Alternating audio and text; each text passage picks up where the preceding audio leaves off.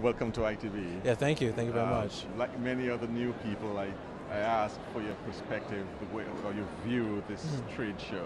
What are your views on it? I have to tell you, I was overwhelmed when I first came with the number of people that were here, the number of exhibitors that were here. It brings it all into perspective that travel is still big business. And that the competition is growing. So for me, it really put everything in perspective. But it's been a great energy here, meeting the people, and so I'm excited to be here for the first time. It's a huge place, isn't it? Yeah, it so is. You never get to see all of it, do you? No, and we have been around the Caribbean booths. We took a look at the Asian presentations yesterday, and clearly you need much more time to be able to explore what's on offer here, but it's been very enlightening. There's been quite some demand on your time, yeah? Yes, we've met with quite a few of our partners here. We are trying to increase our exposure here in Germany and in Europe. So we really think that it's important that we get here and tell our partners and tell the travelers what Bermuda has to offer. What was your number one objective coming in? Well, coming in, we wanted to differentiate ourselves a bit from the Caribbean. There is some confusion out there with Bermuda. And we wanted to just increase our profile for the various types of business that the European in particular are interested in. And so we wanted to just make the case that we are open for business all year round for what the European tourist is looking for. Why Germany? While Germany is doing quite well right now in Europe, it seems to be supporting most of the other European countries. So companies are still looking for incentive destinations. The actual travelers looking for a destination that is, secure, has culture, has art, and wonderful cuisine, and of course the beach and sun is always something that they're looking for. So we think that this is a market that we've had some success with, but we think we can grow it substantially if we do the right marketing. You've announced some changes to the structure of tourism in Bermuda. Tell us a little bit about the thinking behind it. Yeah, well, as you know, there's been an election in Bermuda in December of this last year, and a new government has come into place, the One Bermuda Alliance, and I'm fortunate to be the Minister of Tourism Development and Transport, and we ran during our campaign on the platform in relation to tourism that we will remove as much as possible politics out of tourism. In the last 5 years, we've had 4 tourism ministers, and that means it was 4 different directions and different ideas. We need to put some consistency, some continuity in tourism. We believe that tourism is a business.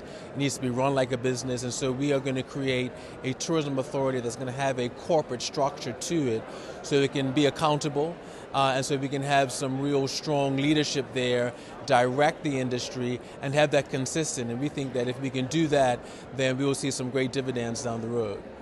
How is it progressing in terms of? We put ourselves with a 6-month time frame from when we won the election in December, so we're looking to have the structure in place around June, July.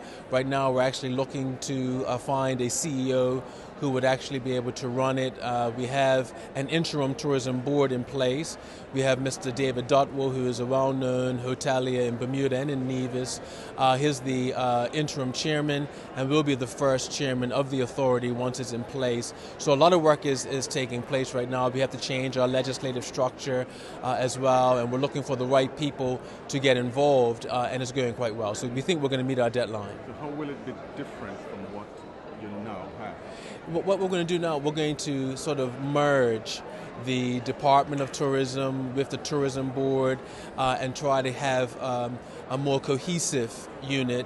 Actually, one of our biggest challenges is taking the employees that are currently working under the Department of Tourism and have them subsumed under a new authority structure. But the actual operations are going to be streamlined in that we're going to have a CEO who's going to be answerable to a board, but is going to be driving the industry. And what that's going to do is it's going to take a lot of decision making out of the hands of a tourism minister. And so we want to do that so that it can have continuity and consistency, so that if there's a change in minister or a change in government, it will not interrupt the strategies, the marketing, the focus and vision of the authority. the ministry will continue to fund that Yes, department. the government will fund it.